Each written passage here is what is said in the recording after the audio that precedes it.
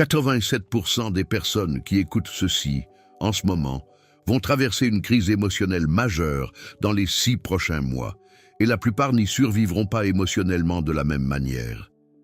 Bienvenue, éveille ton essence. Ce que je viens de te dire n'est pas pour t'effrayer, mais pour t'éveiller, car j'ai vu cela se répéter des milliers de fois en consultation chez des cadres brillants, des mères dévouées, des jeunes pleins de potentiel. Tous sont arrivés dans mon cabinet après que leur monde s'est effondré en me disant exactement la même chose. Si seulement j'avais su cela plus tôt, et c'est précisément ce que nous allons découvrir aujourd'hui. Écoute, il y a un problème qui détruit silencieusement la vie de millions de personnes en ce moment même. Cela n'apparaît pas dans les analyses de sang, ni sur les radiographies, mais c'est là, grandissant comme une ombre chaque jour. C'est la dépendance émotionnelle aux circonstances extérieures. Et laisse-moi t'expliquer pourquoi c'est si dévastateur. Tu construis ton bonheur sur des sables mouvants. Chaque fois que quelque chose tourne mal dans ta vie, ton monde entier vacille. Une critique au travail, un conflit avec ton partenaire, un compte bancaire dans le rouge, et soudain tu as l'impression que tout s'effondre. Cela te semble familier? Ce que la plupart des gens ne comprennent pas, c'est le danger de cette situation. Ils vivent dans de véritables montagnes russes émotionnelles permanentes, où leur humeur dépend entièrement de ce qui se passe à l'extérieur d'eux. Et voici ce qui est vraiment inquiétant. Si tu ne changes pas cela maintenant, dans 5 ans, tu seras exactement au même endroit, ou pire, car la vie ne s'arrête pas. Les problèmes n'arrêtent pas d'arriver. Les crises ne demandent pas la permission. Dans les prochaines minutes, je vais partager avec toi 7 clés. Ces 7 clés ont transformé radicalement la vie de centaines de mes patients. Mais il y en a une en particulier, la 7e, qui a le pouvoir de changer absolument tout dans ta vie. Elle est si contre-intuitive que ton esprit la rejettera au début. Mais reste avec moi, car cette dernière clé fait la différence entre survivre et vivre vraiment. Avant de continuer, si ce contenu résonne en toi, si tu ressens le besoin de ce changement dans ta vie, abonne-toi à la chaîne et active la cloche. Ce n'est pas juste une vidéo de plus, c'est une véritable feuille de route pour ta transformation émotionnelle. Maintenant, allons droit au cœur du problème. Il y a une vérité fondamentale que la plupart des gens mettent des décennies à comprendre. Et certains n'y parviennent même jamais. Ta souffrance ne vient pas de ce qui t'arrive, elle vient de la façon dont tu interprètes ce qui t'arrive. Ton cerveau est constamment en train d'interpréter la réalité. Il ne voit pas la réalité objective. Il voit ta propre version de la réalité. Et voici la partie fascinante du point de vue des neurosciences. Ton cortex préfrontal, cette partie évoluée de ton cerveau, a la capacité de réguler ton amygdale, responsable de tes émotions automatiques. Mais la plupart des gens n'utilisent pas ce pouvoir. Ils laissent leur amygdale détourner leur cerveau et vivent alors en mode réactif permanent. Pense à quelque chose qui t'est arrivé récemment et qui t'a dérangé. Quelqu'un t'a peut-être mal parlé. Peut-être que tu n'as pas obtenu ce que tu voulais ou que tout s'est passé différemment de ce qui était prévu. Maintenant, demande-toi, est-ce l'événement en soi qui te vole ta paix ou est-ce l'histoire que tu te racontes à propos de cet événement? Parce que tu peux changer l'histoire. L'interprétation que tu donnes aux faits de ta vie détermine directement ton état émotionnel. Si tu interprètes un licenciement comme un échec personnel et la fin de ta carrière, tu vivras dans l'angoisse. Si tu l'interprètes comme une opportunité de réorientation, comme une porte qui se ferme pour que d'autres s'ouvrent, ton expérience émotionnelle sera complètement différente. Il ne s'agit pas de s'illusionner ou d'avoir une pensée positive superficielle. Il s'agit de comprendre que la majeure partie de la souffrance est optionnelle parce qu'elle est interprétative. Donc, la première chose que tu dois faire, et c'est extrêmement pratique, c'est de commencer à remettre en question tes automatismes. Quand quelque chose de mal arrive, et ça arrivera parce que la vie est ainsi, arrête-toi avant de réagir et demande-toi, quelle autre façon y a-t-il de voir cela? Quelle opportunité cache cette difficulté? Que puis-je apprendre de cette situation? Ce simple exercice active ton cortex préfrontal et te sort de la capture émotionnelle. Mais voici quelque chose que tu dois comprendre profondément. Je ne dis pas que tu dois nier tes émotions ou faire semblant que tout va bien quand ce n'est pas le cas. Les émotions sont des informations précieuses. Ce que je dis, c'est que tu as le pouvoir de choisir le sens que tu donnes à ce que tu vis. Et ce sens déterminera si cette expérience te détruit ou te construit. Il y a des gens qui ont traversé des situations dévastatrices, des pertes inimaginables, des traumatismes profonds, et ils ont réussi à transformer cette douleur en un but. Non pas parce qu'ils sont spéciaux ou différents, c'est parce qu'ils ont compris qu'ils avaient le pouvoir de décider quoi faire de leur souffrance. J'ai aussi vu des personnes qui, face à des difficultés relativement mineures, se sont complètement effondrées à cause de leurs propres interprétations. Elles ont interprété ces événements comme catastrophiques et irréversibles. Maintenant, je veux que tu penses aux 3 situations les plus difficiles que tu vis en ce moment. Cela peut être des problèmes relationnels, professionnels, économiques ou de santé. Et je veux que tu te poses cette question puissante pour chacune d'elles. Si je devais trouver 3 aspects positifs ou 3 leçons à cette situation, quels seraient-ils? Au début, ton esprit résistera. Il dira qu'il n'y a rien de positif. Il dira que c'est impossible, mais insiste, car cet exercice ne nie pas la difficulté, il la recadre. Le bonheur n'est pas l'absence de problèmes, c'est la capacité de naviguer à travers eux avec une mentalité qui te donne du pouvoir. Une mentalité qui te donne du pouvoir au lieu de te victimiser. Et cela nous amène directement à la 2e clé, qui est intimement liée à la première, mais possède une dimension différente que la plupart des gens ignorent. Il existe une prière que tu as probablement entendue 1000 fois, la prière de la sérénité, mais que très peu comprennent vraiment dans sa profondeur. Accorde-moi la sérénité d'accepter les choses que je ne peux changer. Le courage de changer celles que je peux et la sagesse d'en reconnaître la différence. C'est l'un des enseignements les plus puissants qui existent pour la santé mentale, mais aussi l'un des plus difficiles à mettre en œuvre. Pourquoi? Parce que notre cerveau est conçu pour essayer de tout contrôler. C'est un mécanisme de survie. Le problème est que dans le monde moderne, ce mécanisme nous fait souffrir inutilement. La majeure partie de ta souffrance vient du fait de lutter contre la réalité, de résister à ce qui est déjà, de dépenser une énergie monumentale à essayer de changer des choses qui sont complètement hors de ton contrôle. Et pendant ce temps, tu négliges les choses qu'il est en ton pouvoir de changer. Laisse-moi partager avec toi quelque chose que je vois constamment en consultation. Une personne arrive angoissée parce que son partenaire ne la valorise pas, ou parce que son patron est injuste, ou parce que ses parents ne la comprennent pas. Et quand nous explorons plus loin, je découvre que cette personne attend depuis des années, parfois des décennies, que l'autre change. Des années de souffrance en attendant que quelqu'un d'autre soit différent. Et quel est le problème fondamental ici? C'est que tu essaies de contrôler l'incontrôlable. Tu ne peux pas contrôler ce que les autres pensent de toi. Tu ne peux pas contrôler les décisions des autres. Tu ne peux pas contrôler le passé. Tu ne peux pas contrôler une grande partie des circonstances. Mais ce que tu peux contrôler, c'est ta réponse, tes actions, tes mots, là où tu portes ton attention, quelles habitudes tu cultives, quelles limites tu fixes. Et voici la magie. Quand tu arrêtes de te battre contre l'incontrôlable, tout change. Quand tu commences à te concentrer sur le contrôlable, ta vie change radicalement. C'est comme si une tonne de poids se levait de tes épaules, car tu ne dépenses plus d'énergie dans des batailles perdues. Tu investis ton énergie dans ce qui compte. Tu l'investis dans ce qui peut vraiment faire une différence.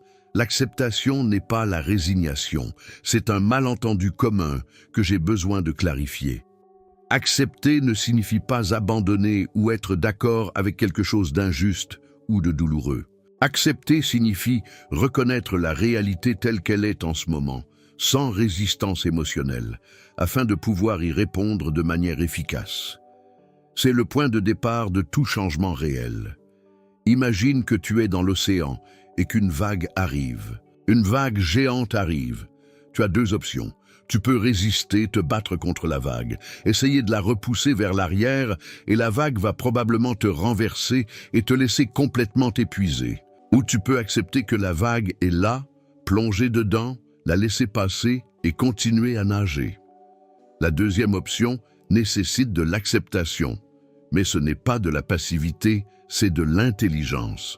Alors, voici le travail pratique à faire. Prends une feuille de papier et trace une ligne verticale au milieu. Du côté gauche, écris ce que je ne peux pas contrôler, et du côté droit, ce que je peux contrôler. Maintenant, pense à tes problèmes actuels et classe-les. Sois brutalement honnête. Dans la colonne de ce que tu ne peux pas contrôler, tu auras probablement des choses comme le fait que ton ex t'ait quitté, que ton patron soit difficile, que tes parents aient leurs propres limites, que tu aies eu une enfance compliquée, ou que l'économie aille mal, que tu vieillisses, qu'il y ait de la maladie dans le monde. Et dans la colonne de ce que tu peux contrôler, comment tu réagis face à ton ex, si tu cherches un autre travail, si tu fixes des limites avec ton patron. Si tu suis une thérapie pour guérir ton passé, comment tu prends soin de ton corps, ce que tu consommes mentalement, avec qui tu passes ton temps. Maintenant vient la partie cruciale. Prends tout ce qui est dans la colonne de l'incontrôlable. Pratique l'acceptation radicale sur ces choses. Tu n'es pas obligé d'aimer ça, tu dois simplement arrêter de t'y résister. Et prends tout ce qui se trouve dans la colonne du contrôlable et crée un plan d'action, car c'est là que tu as du pouvoir. Je me souviens d'une patiente qui est venue me voir dévastée parce que son fils adolescent prenait de mauvaises décisions. Elle passait ses journées angoissée, sans dormir, à essayer de contrôler chaque mouvement de son fils. Je lui ai demandé « Peux-tu contrôler les décisions de ton fils ?»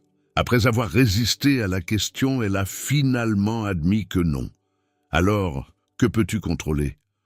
Je peux contrôler la façon dont je communique avec lui. Je peux contrôler si je cherche de l'aide. Je peux contrôler les limites que je fixe. Je peux contrôler ma propre réaction émotionnelle. Quand elle a changé d'approche, tout a changé. Non pas parce que son fils a changé immédiatement, mais parce qu'elle a cessé de souffrir pour l'incontrôlable. Elle a commencé à agir sur le contrôlable. Et curieusement, quand elle a changé son énergie, son fils a commencé à répondre différemment. C'est valable pour n'importe quel domaine de ta vie. Tu as une maladie chronique, tu ne peux pas la contrôler. Mais tu peux contrôler comment tu la gères, quel traitement tu suis, quelles habitudes tu adoptes, comment tu te parles à toi-même à ce sujet. Tu as perdu ton travail. Tu ne peux pas contrôler le fait d'avoir été licencié, mais tu peux contrôler la suite. Tu peux contrôler ce que tu fais maintenant, comment tu mets à jour ton CV, qui tu contactes, quelles nouvelles compétences tu apprends.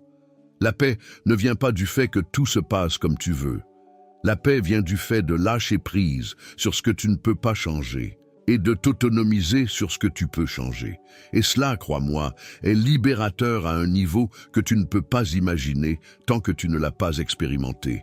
Mais il y a autre chose, quelque chose que je ne t'ai pas encore dit et qui est crucial. C'est crucial pour que tout cela fonctionne. Et cela a à voir avec la façon dont tu gères ton monde intérieur quand les circonstances extérieures sont un chaos.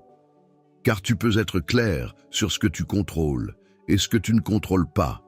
Mais attention, si ton esprit est un champ de bataille, tu continueras à souffrir. Et c'est précisément ce que nous allons explorer maintenant. Ton esprit est comme un jardin. Ce que tu y sèmes est ce qui y pousse. Et la plupart des gens y sèment de mauvaises herbes. Ils le font sans s'en rendre compte. Permets-moi de t'expliquer quelque chose de fascinant du point de vue des neurosciences. Ton cerveau possède ce que nous appelons la neuroplasticité, sa capacité de changer et de se réorganiser. Il se réorganise en fonction de tes expériences et de tes pensées. Chaque pensée que tu as crée des connexions neuronales et les pensées que tu répètes créent des autoroutes neuronales. Cela signifie que si tu penses constamment à ce qui te manque, à ce qui a mal tourné, à ce qui pourrait mal tourner, tu es littéralement en train de câbler ton cerveau pour le malheur. Maintenant, voici l'important. Il ne s'agit pas de faire semblant que tout va bien quand ce n'est pas le cas, ni de forcer la positivité. Il ne s'agit pas de forcer des pensées positives, artificielles. Il s'agit d'être conscient de ce que tu laisses habiter dans ton esprit et de prendre des décisions intentionnelles concernant ton régime mental. Pense à ceci au quotidien. Quelle est la première chose que tu fais quand tu te réveilles? La plupart des gens attrapent leur téléphone et se bombardent de nouvelles, de réseaux sociaux, de problèmes, de stimuli chaotiques. Tu programmes ton cerveau pour l'anxiété dès le matin. Dès la première minute de la journée pour l'anxiété. Ensuite, pendant la journée, sur quoi portes-tu ton attention? Sur ce qui va mal ou sur ce qui fonctionne? Sur ce qui te manque ou sur ce que tu as? Sur tes peurs ou sur tes possibilités? Et ne pense pas que ce soit trivial. L'attention est la ressource la plus précieuse que tu possèdes. Tout ce que tu captures avec ton attention s'étend dans ta réalité. Si tu te concentres constamment sur les problèmes, tu vivras dans un monde de problèmes. Si tu entraînes ton esprit à voir aussi les opportunités, les solutions, les bénédictions, tu commenceras à vivre dans un monde différent. C'est comme aller à la salle de sport pour ton cerveau. La gratitude est l'un des exercices les plus puissants. Diverses études ont montré que la pratique régulière de la gratitude réduit les niveaux de cortisol, augmente la dopamine et la sérotonine, améliore le sommeil, renforce le système immunitaire et change littéralement la structure de ton cerveau. Mais la gratitude n'est qu'un outil. Il y en a d'autres. Il y a la visualisation consciente qui n'est pas un fantasme d'évasion, mais un entraînement de ton cerveau pour voir les possibilités. Il y a la méditation, qui n'est pas de la lévitation. Ce n'est pas se mettre en position du lotus et léviter, mais apprendre à observer tes pensées sans être entraîné par elles. Il y a le dialogue intérieur compatissant, qui consiste à te parler à toi-même comme tu parlerais à quelqu'un que tu aimes. Voici quelque chose de crucial que tu dois comprendre. Ton dialogue intérieur, cette voix dans ta tête, est probablement la voix que tu écoutes le plus dans ta vie. Et comment cette voix te parle-t-elle? Pour la plupart, c'est une voix cruelle et critique. Elle est impitoyable. Elle te dit que tu n'es pas assez bien, que tu vas échouer, que tu ne mérites pas de bonnes choses, que tu es un désastre. Personne ne te parlerait aussi mal que tu te parles à toi-même. Et cela a des conséquences dévastatrices. Parce que ton subconscient ne fait pas la distinction entre une menace réelle et une menace imaginaire. Quand tu te tortures mentalement, ton corps réagit comme si tu étais en danger réel. Il active ton système nerveux sympathique et libère du cortisol. Il te met en mode survie. Et vivre en mode survie chronique te rend malade physiquement et mentalement. Alors, commence à faire attention à la façon dont tu te parles. Quand tu te surprends à être cruel avec toi-même, arrête-toi et demande-toi ceci. Est-ce que je parlerai ainsi à un petit enfant? Est-ce que je parlerai ainsi à mon meilleur ami? Si la réponse est non, alors ne te le dis pas à toi-même. Change le dialogue. Sois ferme si nécessaire, mais sois toujours compatissant envers toi. Un autre aspect fondamental du jardin mental est ce que tu consommes. Et je ne parle pas seulement de nourriture, je parle d'information, de contenu, de conversation, de relations. Tout ce qui entre dans ton champ de perception nourrit ton esprit. Si tu passes des heures à consommer du contenu qui te fait te sentir inadéquat, anxieux, en colère ou triste, tu empoisonnes ton jardin. Laisse-moi te donner quelque chose de très pratique que tu peux commencer à faire dès aujourd'hui sans attendre. Crée des rituels mentaux. Un rituel du matin où, au lieu d'attraper le téléphone, tu prends 5 minutes pour établir ton intention pour la journée. Demande-toi, comment je veux me sentir aujourd'hui? Qu'est-ce que je veux créer? Quelle attitude adopter? Un rituel du soir où, au lieu de tomber d'épuisement après un défilement infini sur ton écran, tu fais ton exercice de gratitude où tu écris sur ta journée. Et pendant la journée, pratique ce que j'appelle des pauses conscientes toutes les quelques heures. Toutes les quelques heures, arrête-toi 1 minute, respire profondément 3 fois, observe tes pensées sans les juger. Demande-toi, où est mon esprit en ce moment? Est-il dans le présent ou piégé dans le passé ou le futur lointain? Est-il concentré sur ce que je peux contrôler ou sur ce que je ne peux pas? Est-ce que cette pensée m'est utile? Mais maintenant, laisse-moi te dire quelque chose qui te surprendra peut-être. Tu peux avoir le meilleur jardin mental du monde et te sentir vide. Pourquoi? Parce qu'il y a quelque chose de plus profond que tu dois aborder, quelque chose que la plupart des gens évitent parce que c'est inconfortable. Et c'est exactement ce que nous allons explorer maintenant pour aller encore plus loin. Nous vivons dans une société obsédée par le bonheur instantané, par le plaisir immédiat, par le fait de se sentir bien maintenant, et cette obsession est en train de nous détruire. Viktor Frankl, que j'ai mentionné plus tôt, a dit une chose révélatrice. Il a dit « L'homme peut supporter n'importe quel comment s'il a un pourquoi suffisamment fort. » Et cette vérité est transformatrice. Le bonheur ne vient pas du fait d'éviter la souffrance ou de maximiser le plaisir. Il vient de trouver un sens. Il vient de trouver un sens à ton existence. Laisse-moi t'expliquer pourquoi c'est si crucial. Ton cerveau a deux systèmes de récompense. L'un est le système hédonique, qui recherche le plaisir et évite la douleur. Ce système est très primitif. Ce système est primitif, immédiat, et te donne une satisfaction à court terme. C'est lui qui s'active quand tu manges quelque chose de délicieux, quand tu achètes quelque chose de nouveau, quand tu reçois des likes sur les réseaux sociaux, au quotidien. Le problème est que ce système est addictif et a des rendements décroissants. Tu as besoin de toujours plus pour ressentir la même chose et la satisfaction dure de moins en moins longtemps. L'autre est le système eudémonique qui recherche le sens. Il recherche le sens, le but, la croissance. Ce système est plus évolué, il demande des efforts et t'offre une satisfaction profonde et durable. C'est lui qui s'active quand tu contribues à quelque chose de plus grand que toi. Quand tu surmontes un défi difficile, quand tu vis en alignement avec tes valeurs. La plupart des gens sont coincés dans le système hédonique, ils poursuivent plaisir après plaisir et se demandent pourquoi ils se sentent si vides à l'intérieur d'eux-mêmes. Parce que le plaisir sans signification, c'est comme de la malbouffe pour l'âme. Cela te remplit temporairement, mais cela ne te nourrit pas. Et voici quelque chose que je vois constamment en consultation et qui est tout simplement déchirant. Des personnes qui ont tout selon les normes sociales. Succès professionnel, argent, reconnaissance, beauté, relations, voyages, expériences, mais qui sont profondément malheureuses. Pourquoi? Parce que tout cela n'est que du plaisir éphémère. Il n'y a pas de sens, il n'y a pas de but plus profond. Voici la question la plus importante que tu puisses te poser. Et c'est une question qui demande du courage pour y répondre avec honnêteté. Pourquoi vis-tu? Que veux-tu accomplir? Que veux-tu avoir? Que veux-tu expérimenter? Pourquoi faire? Quel est le but le plus profond de ton existence? Quelle contribution apportes-tu?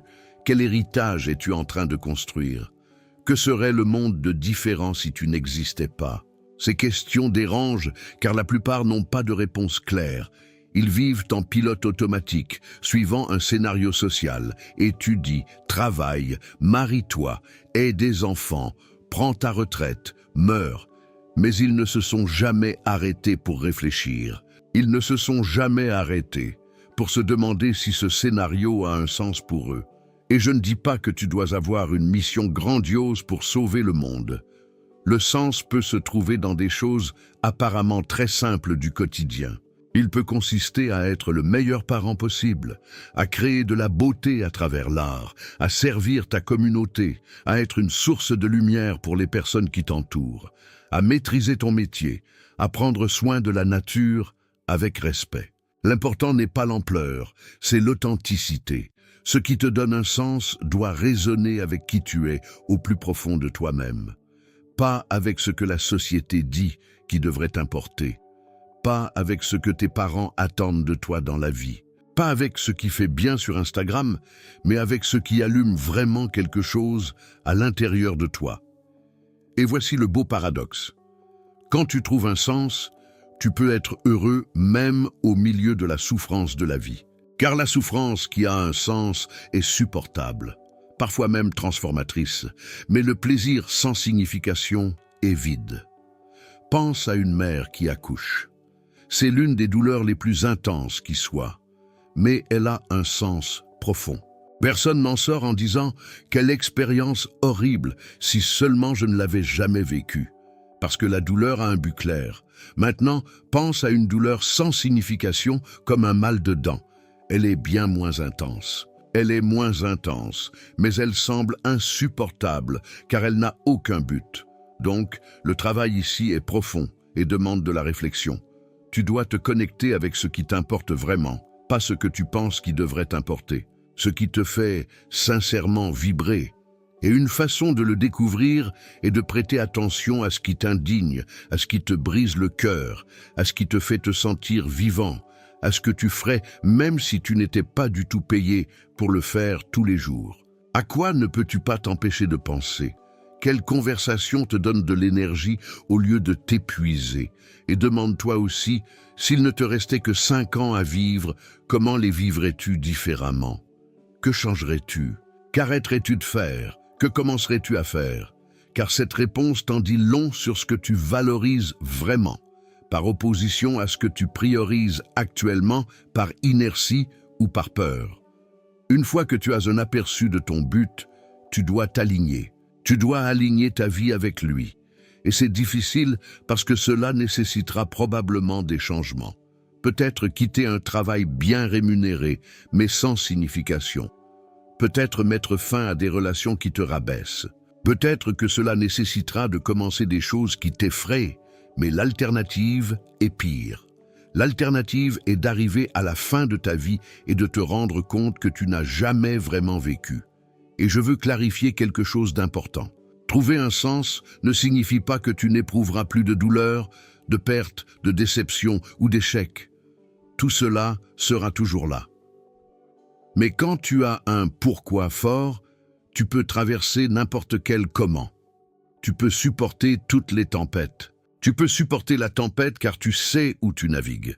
Maintenant, il y a autre chose que tu dois comprendre sur le bonheur durable. Et cela a à voir avec quelque chose que la plupart essaient d'éviter à tout prix, mais qui est inévitable. Et quand tu comprendras comment t'y rapporter de manière saine, ta vie changera pour toujours. Allons-y. C'est probablement l'enseignement le plus contre-intuitif et le plus difficile à accepter, mais c'est aussi le plus libérateur de tous. La souffrance est inévitable. La douleur fait partie de la vie et plus vite tu feras la paix avec cette vérité, plus vite tu trouveras la vraie paix. La société moderne nous a vendu un mensonge gigantesque, que nous devrions être heureux tout le temps. Que si tu souffres, c'est que quelque chose ne va pas chez toi, que le but est d'éliminer tout malaise de ta vie. Et ce mensonge nous rend malades, car quand tu crois que tu ne devrais pas souffrir, la souffrance devient doublement douloureuse. Non seulement tu souffres de ce que tu vis, mais tu souffres aussi parce que tu crois que tu ne devrais pas souffrir. C'est ce que le bouddhisme appelle la deuxième flèche. La première flèche est la douleur inévitable de notre existence. La deuxième flèche est la souffrance que tu ajoutes en résistant à la douleur. Laisse-moi t'expliquer quelque chose que j'ai observé au fil des années de pratique clinique. Les personnes qui ont traversé de grandes épreuves et en sont sorties renforcées. Elles ont quelque chose en commun. À un moment donné, elles ont arrêté de se battre contre leur douleur et ont commencé à en tirer des leçons. Le philosophe Nietzsche a dit « Ce qui ne me tue pas me rend plus fort ». Et il y a du vrai là-dedans, mais avec une précision importante. Cela ne te rend plus fort que si tu en tires des leçons, si tu en ressors de l'autre côté avec des apprentissages, avec de la croissance, avec une plus grande conscience. Sinon, cela ne fait que te rendre plus amer. Alors, comment embrasser la souffrance de manière saine? Premièrement, en reconnaissant qu'elle est là, en ne la niant pas, en ne la minimisant pas, en ne t'en distrayant pas, mais en lui donnant de l'espace, en te permettant de ressentir ce que tu ressens, de le ressentir sans le juger.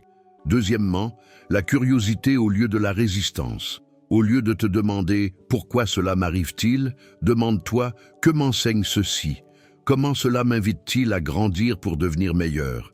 Quelle partie de moi a besoin de se renforcer pour traverser cela ?» Troisièmement, trouver un sens à la souffrance. C'est ce que Frankl appelait la logothérapie. Quand ta souffrance a un but, elle devient véritablement transformatrice pour toi. Il se peut que le but soit de développer des vertus comme la patience, la résilience, la compassion. Il se peut que le but soit d'aider d'autres qui passeront par la même chose. Il se peut que le but soit simplement de grandir en tant qu'être humain. Et quatrièmement, se rappeler que c'est temporaire. Tout dans la vie est impermanent, y compris la douleur. Cela aussi passera. C'est l'une des vérités les plus réconfortantes qui existent. Tu es dans une tempête, mais les tempêtes ne durent pas toujours. Maintenant, je dois dire quelque chose d'important.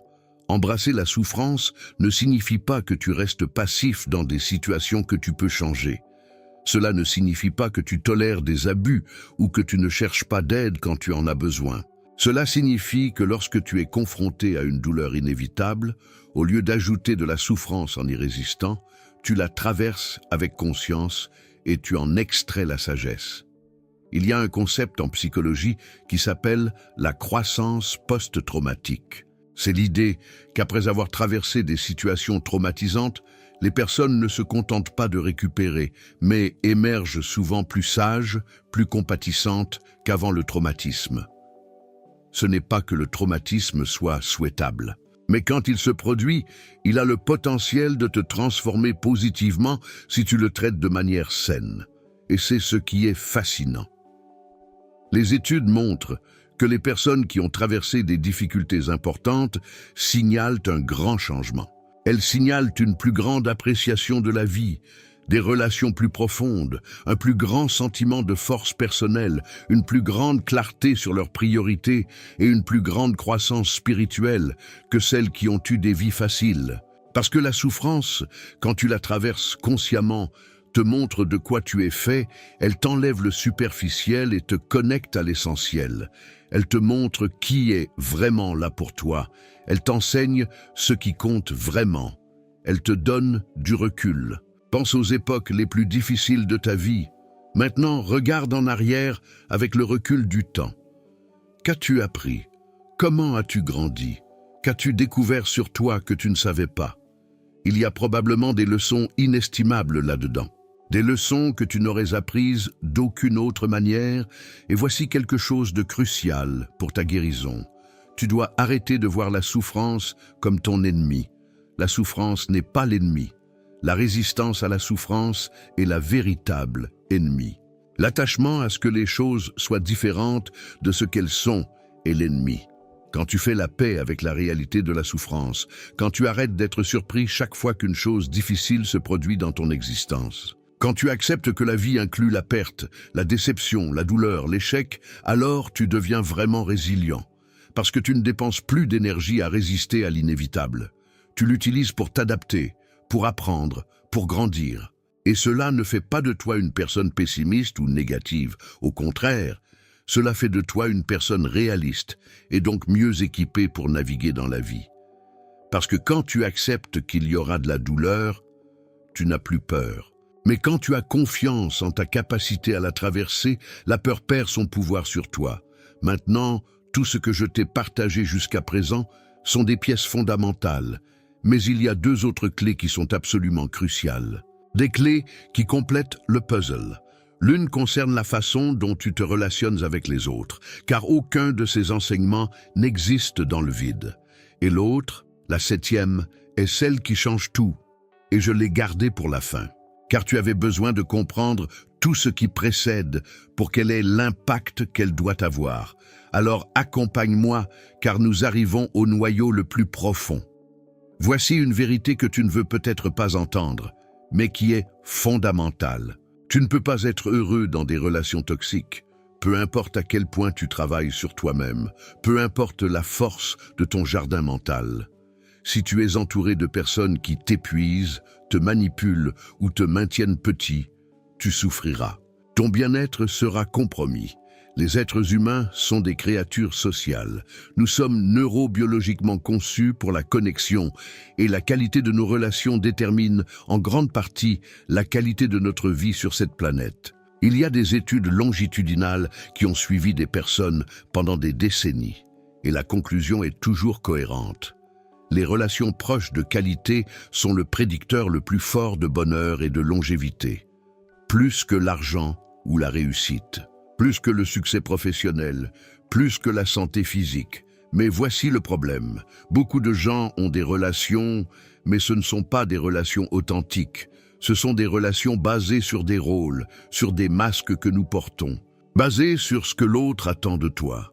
Et c'est épuisant parce que tu te censures constamment, tu t'adaptes, tu fais semblant d'être quelqu'un que tu n'es pas pour être accepté. Mais pour avoir des relations authentiques, tu dois faire autre chose. Tu dois faire quelque chose qui en terrifie beaucoup, établir des limites. Et voici l'un des malentendus les plus dommageables sur les relations. L'idée que l'amour signifie ne pas avoir de limites, que si tu aimes vraiment quelqu'un, tu dois être disponible, que tu dois tout tolérer, que tu dois te sacrifier complètement. Ce n'est pas de l'amour, c'est de la codépendance. Et la codépendance détruit à la fois celui qui donne et celui qui reçoit, car quand tu n'as pas de limite, tu finis par être rancunier, épuisé, vide. Et quand tu ne fixes pas de limites avec les autres, tu ne leur rends en fait pas service, tu leur permets des comportements qui ne sont pas sains. Les limites ne sont pas des murs, ce sont des clôtures. Elles définissent où tu termines et où l'autre commence. Elles protègent ton énergie, ton temps, ta paix mentale. Et contrairement à ce que beaucoup craignent, les limites saines n'éloignent pas les bonnes personnes. Elles éloignent seulement les mauvaises personnes de ta vie. Établir des limites exige d'être clair sur tes valeurs, sur tes besoins non négociables, sur ce que tu es prêt à tolérer et ce que tu ne l'es pas. Et cela demande du courage pour les communiquer, même quand c'est inconfortable, même s'il y a un conflit. Et voici quelque chose de crucial. Tu dois être prêt à perdre des relations qui ne sont pas saines pour toi. Je sais que cela semble dur, mais s'accrocher à des relations toxiques par peur de la solitude ou par loyauté mal comprise est une trahison. C'est un acte de trahison envers toi-même. Parfois, la relation toxique est avec un membre de la famille, et je sais que culturellement on nous apprend que la famille est sacrée, que tu dois tout tolérer parce que c'est la famille, mais non. Les liens du sang ne donnent pas le droit de maltraiter. Tu peux aimer quelqu'un à distance, tu peux pardonner sans maintenir la relation, tu peux honorer le lien sans permettre qu'on te blesse. D'autres fois, la relation toxique est une vieille amitié, une amitié qui ne te sert plus.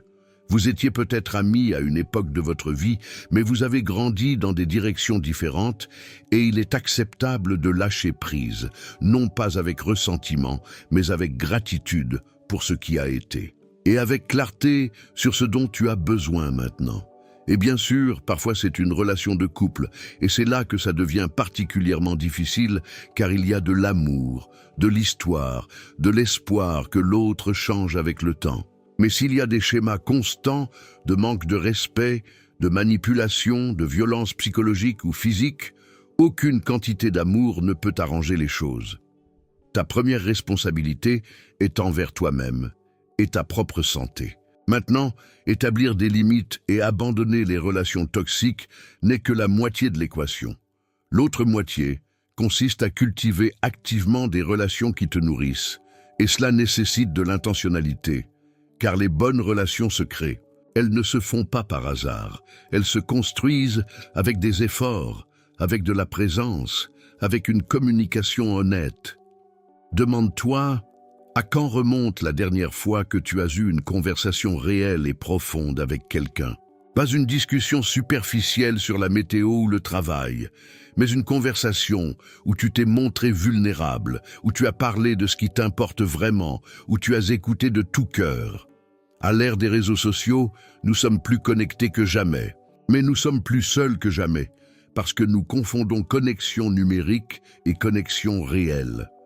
Tu as 500 amis sur Facebook, mais personne n'a appelé à 3 heures du matin quand ton monde s'effondre. Tu dois investir dans des relations profondes, et cela signifie du temps, de la présence, de la vulnérabilité. Cela signifie être là, non seulement dans les bons moments, mais aussi dans les moments difficiles. Signifie communiquer ce dont tu as besoin au lieu d'attendre l'autre, au lieu d'attendre que l'autre le devine. Et cela signifie aussi apprendre à être à l'aise dans la solitude, car il y a une différence entre être seul et se sentir seul. Tu peux être entouré de gens et te sentir profondément seul s'il n'y a pas de lien. Et tu peux être seul et te sentir en paix si tu as une bonne relation avec toi-même. En fait, la relation la plus importante que tu aies est la relation avec toi-même, parce que c'est la seule relation qui est absolument garantie de durer toute ta vie. Et si cette relation est mauvaise, si tu ne t'aimes pas, si tu es cruel avec toi-même, si tu te trahis constamment, aucune autre relation ne pourra combler ce vide. Alors, cultive cette relation avec toi. Apprends à apprécier ta propre compagnie. Accorde-toi à toi-même la compassion que tu donnerais aux autres. Tiens les promesses que tu te fais. Respecte tes propres besoins, car lorsque tu as une relation solide avec toi-même, tu ne cherches plus désespérément la validation externe des autres. Tu ne te contentes plus de miettes d'affection, tu ne tolères plus le manque de respect. Et depuis ce lieu de plénitude intérieure, tu peux créer des relations vraiment magnifiques. Des relations où tu n'as pas besoin de l'autre pour te sentir complet, mais où tu choisis d'être avec l'autre parce qu'il ajoute quelque chose de beau à ta vie, parce qu'il y a de la réciprocité, une croissance mutuelle, une joie authentique. Maintenant, nous sommes prêts pour la dernière clé, et c'est la plus importante. C'est celle qui intègre tout ce dont nous avons parlé. C'est celle qui a le pouvoir de transformer radicalement ton expérience de vie sans que rien d'extérieur ne change. Et c'est celle que la plupart des personnes ne découvrent jamais. Parce qu'elle requiert un niveau de conscience qui va à l'encontre de notre programmation sociale. Alors fais très attention car c'est crucial. C'est la vérité la plus simple et en même temps la plus difficile à intégrer. Ce moment est tout ce que tu as. Le passé n'existe plus, sauf sous forme de mémoire. Le futur n'existe pas, sauf sous forme d'imagination. Le seul vrai est maintenant. Et pourtant, où vivent la plupart des gens? Dans le passé, ressassant ce qui a mal tourné, revivant les blessures, s'accrochant à des ressentiments ou dans le futur, s'inquiétant de ce qui pourrait mal tourner, anxieux pour ce qui viendra, espérant que le bonheur arrive quand ils obtiendront enfin ce qu'ils poursuivent. Mais le bonheur n'est jamais dans le futur, et la paix n'est jamais dans le passé. Les deux n'existent que dans le présent. Laisse-moi t'expliquer ce qui se passe neurologiquement quand tu n'es pas présent. Ton esprit vagabonde, saute entre les pensées, la plupart étant négatives et anxiogènes. Et chaque fois que ton esprit s'en va dans le passé avec tristesse ou dans le futur avec anxiété, ton corps réagit comme si cela se produisait maintenant. Il libère les mêmes hormones de stress, active les mêmes réponses physiologiques. Alors, tu es assis dans ton salon, physiquement en sécurité, mais mentalement tu revis une dispute d'il y a 3 ans où tu anticipes une présentation que tu feras dans 2 semaines et ton corps est en mode de menace, ton cœur bat vite. Ta respiration est superficielle, tes muscles sont tendus, tout cela pour quelque chose qui ne se passe pas en ce moment. J'ai eu un patient qui souffrait d'anxiété sévère. Chaque fois qu'il venait en consultation, il me bombardait de scénarios terrifiants. Des scénarios catastrophiques sur le futur.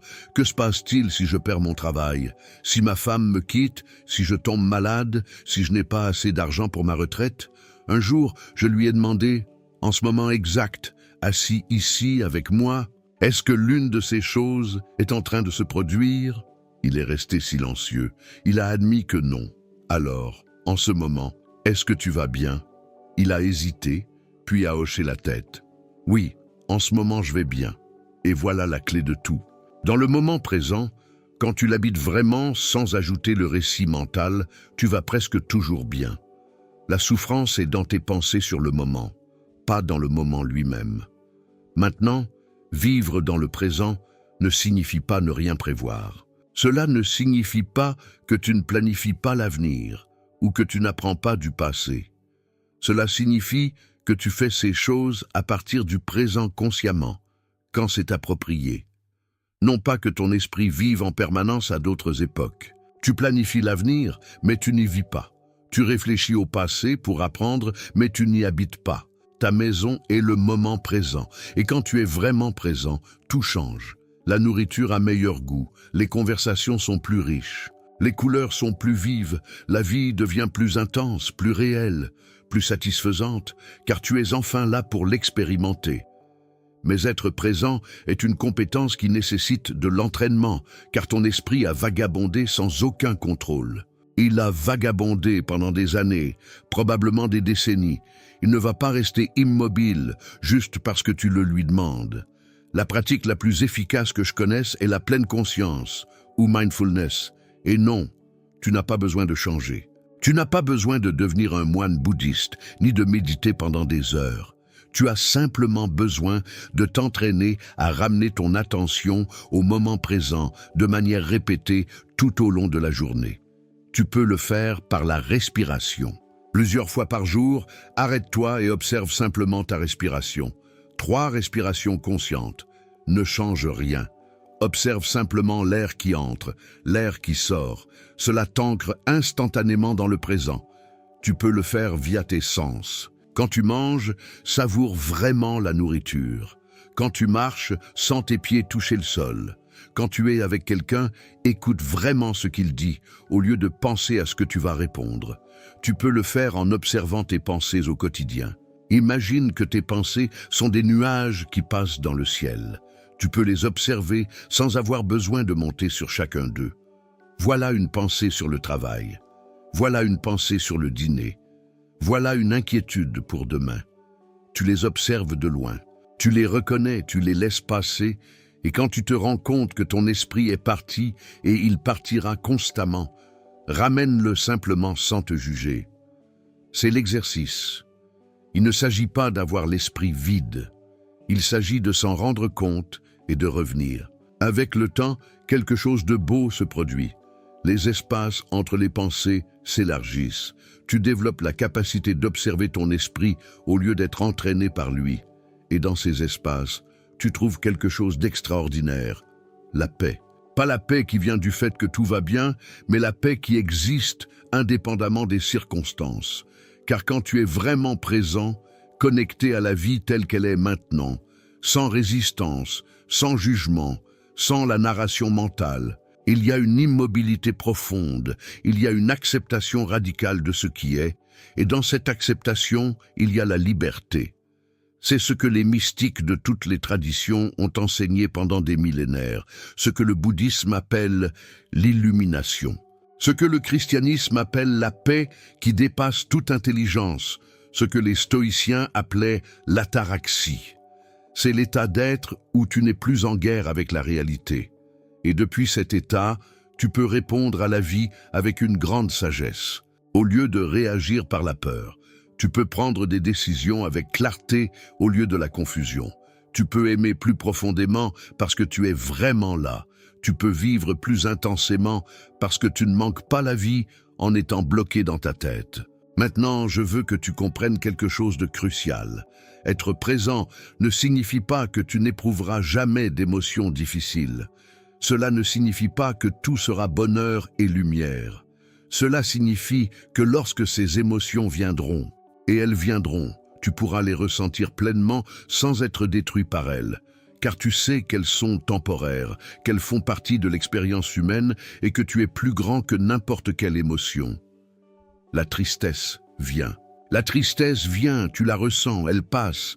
La colère vient, tu la ressens, elle passe. La peur vient, tu la ressens, elle passe. Tu ne résistes pas, tu ne t'accroches pas, tu n'en fais pas une histoire, tu permets simplement à l'énergie de bouger. Et voici le beau paradoxe. Quand tu arrêtes de résister aux émotions difficiles, elles perdent leur pouvoir sur toi. C'est la résistance qui les magnifie. C'est le « tu ne devrais pas ressentir ça » qui les rend insupportables à vivre chaque jour. Quand tu leur permets simplement d'être, quand tu les ressens complètement dans le corps, sans l'histoire mentale, elles se dissolvent naturellement. C'est la maturité émotionnelle. Ce n'est pas ne pas ressentir, c'est ressentir pleinement sans être emporté. C'est la capacité d'être avec ce qui est, quel qu'il soit, sans s'effondrer, sans l'éviter. Et depuis ce lieu de présence, d'acceptation radicale du moment présent, tu peux être heureux dans n'importe quelle situation que la vie t'apporte. Non pas parce que toutes les situations sont plaisantes, mais parce que ton bonheur ne dépend plus des situations. Il dépend de ta capacité à être présent avec ce qui est en train de se passer. Quand tu perds ton travail, tu peux être présent sereinement. Tu peux être présent avec l'incertitude sans être consumé par elle. Quand une relation se termine, tu peux être présent avec la douleur sans créer une histoire que tu ne trouveras plus jamais l'amour. Quand tu fais face à une maladie, tu peux être présent avec la peur sans te projeter de façon catastrophique vers l'avenir. Ce n'est pas de la résignation, ce n'est pas de la passivité. Tu peux être complètement présent et quand même agir de manière forte dans ta propre vie. En fait, l'action qui naît de la présence est beaucoup plus efficace que l'action qui naît de la réactivité. Alors, voici l'invitation. Reviens au moment présent encore et encore, 1000 fois par jour si nécessaire, car chaque fois que tu reviens, tu te renforces. Chaque fois que tu reviens, tu choisis la paix au lieu du conflit mental. Et finalement, la présence devient ton état naturel, non pas quelque chose que tu dois t'efforcer d'atteindre, mais ta façon d'être. Et de là, tu es enfin totalement libre. Libre de la tyrannie de ton esprit, libre du besoin que les choses soient différentes, libre d'aimer, de vivre, d'être. Nous avons parcouru un voyage profond ensemble, de la compréhension que ton interprétation crée ta réalité, à l'acceptation. L'acceptation de l'incontrôlable. Cultiver ton jardin mental, trouver un sens, embrasser la souffrance, nourrir des relations authentiques jusqu'à atteindre la présence radicale.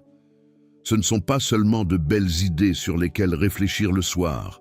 Ce sont des pratiques de vie qui ont le pouvoir de te transformer complètement, mais seulement si tu les mets en œuvre.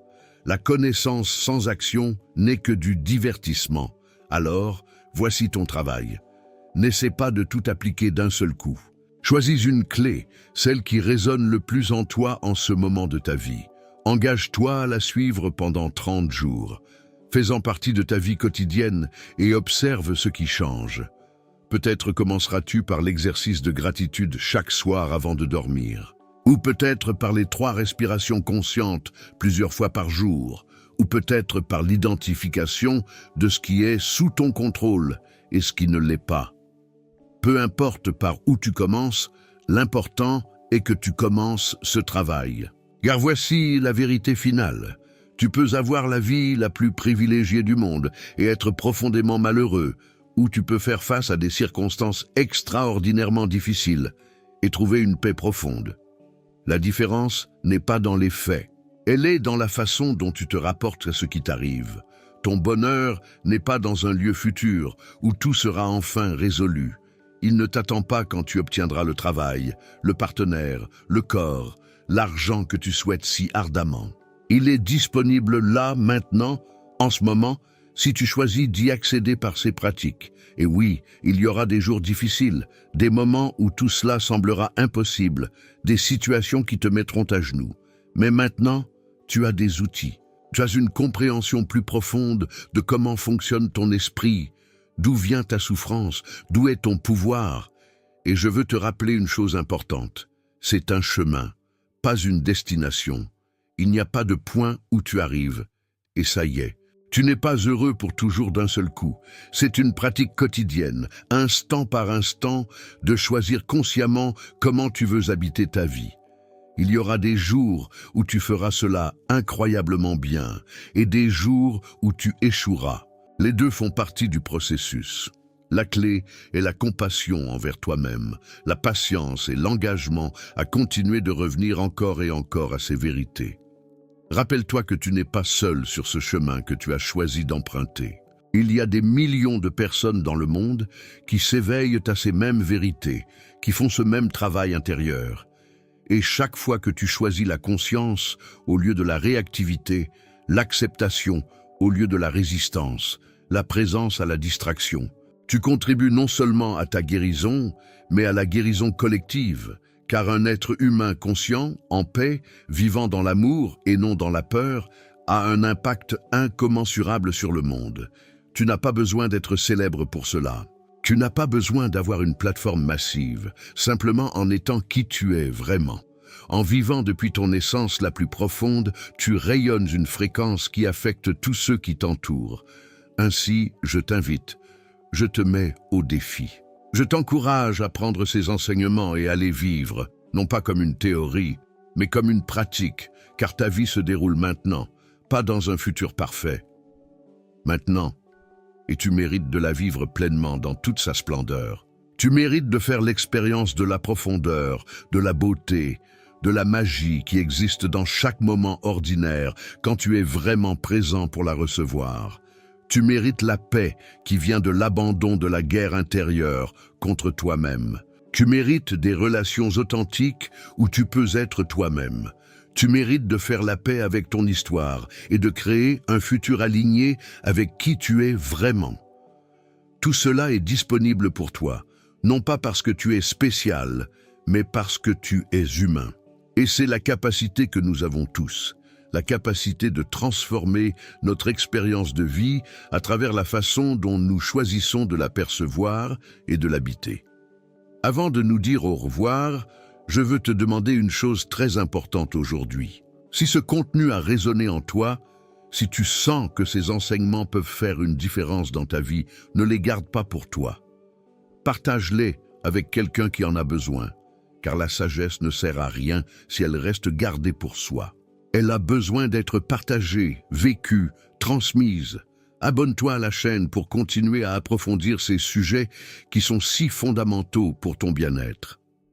Laisse un j'aime si cette vidéo t'a apporté de la valeur. Cela m'aide à avancer. Cela m'aide à savoir que ce type de contenu est important pour toi et pour la communauté. Et laisse-moi un commentaire pour me dire laquelle de ces 7 clés a le plus résonné en toi. Laquelle tu vas commencer à mettre en œuvre en premier lieu. J'adorerais en savoir plus sur ton processus, tes découvertes, tes défis, parce que c'est une conversation, pas un monologue. Nous sommes ensemble dans cette aventure, à apprendre, à grandir, à nous rappeler mutuellement ce qui compte vraiment. Et si tu ressens le besoin d'un soutien plus profond dans ton processus, rappelle-toi que chercher de l'aide professionnelle n'est pas une faiblesse, c'est de la sagesse. Parfois, nous avons besoin d'un guide, de quelqu'un pour nous aider à voir nos angles morts. Quelqu'un qui nous soutienne pendant que nous traversons des épreuves difficiles. Il n'y a aucun mal à cela. En fait, c'est l'un des actes les plus courageux que tu puisses faire pour toi-même. Enfin, je veux te laisser avec ceci. Pour terminer, tu as déjà en toi tout ce dont tu as besoin pour être heureux. Tu n'as pas besoin de tout régler dans ta vie d'abord. Tu n'as pas besoin d'être parfait. Tu n'as pas besoin d'attendre que les conditions soient idéales. Tu peux commencer tout de suite.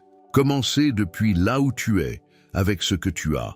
Chaque moment est une nouvelle opportunité de choisir différemment, de répondre au lieu de réagir, d'accepter au lieu de résister, d'être présent au lieu d'être perdu dans ton esprit, de vivre. De vivre au lieu de simplement exister.